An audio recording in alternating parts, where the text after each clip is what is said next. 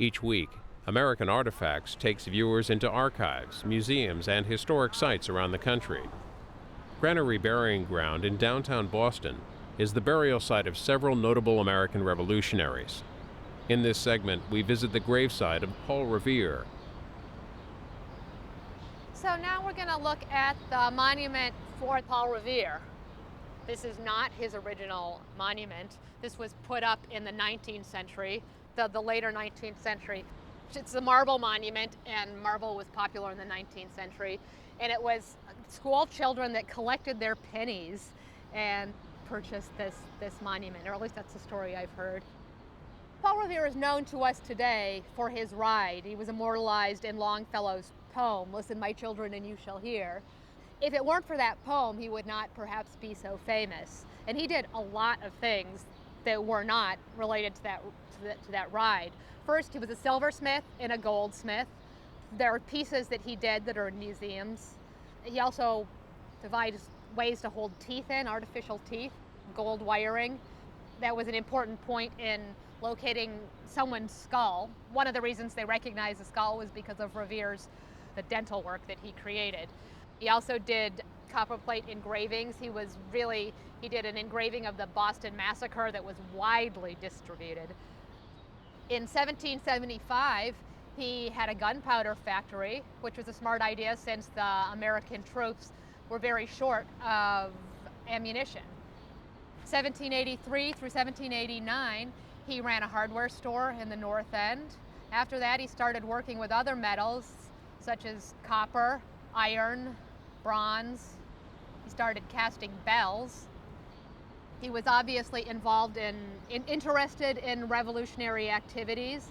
Everyone's heard about his midnight ride in 1775, in April of 1775, when he went to warn other cities that the British troops were going to march on them, try and take their cannon and destroy their stocks of ammunition.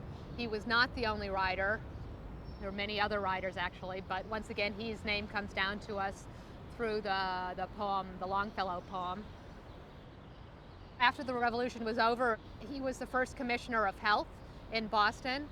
There was an outbreak of yellow fever in 1799, and after that he instituted a system of quarantine to stop diseases from spreading. He also mandated that bodies be buried 6 feet under. Earlier that was an option. You could be buried 6 feet down, but you had to pay extra. There was a price schedule, and if you were a man, or if you were man or woman, or if you were a child, and depending on how deep you wanted to be buried, and if you were white or African American, there were different scales for being buried.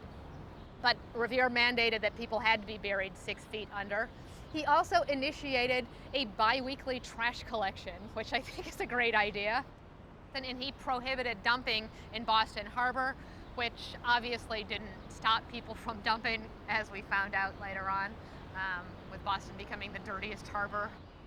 He also established a factory that rolled sheet copper, and his copper sheeting was used on the Constitution, the USS Constitution, to reinforce old Ironsides. This was an older marker. This is an example of differing attitudes towards funerary monumentation. People later on in the 19th century, when they decided to place this monument, did not find that this slate marker was sufficient for someone of Paul Revere's stature. It was obviously good enough for Paul Revere when they placed it, but not later. So it just shows that people's idea of what was adequate or what was appropriate has changed. You can watch this or other American Artifacts programs at any time by visiting our website, cspan.org/history, and watch American Artifacts every Sunday at 8 a.m., 7 p.m., and 10 p.m. Eastern on C-SPAN 3.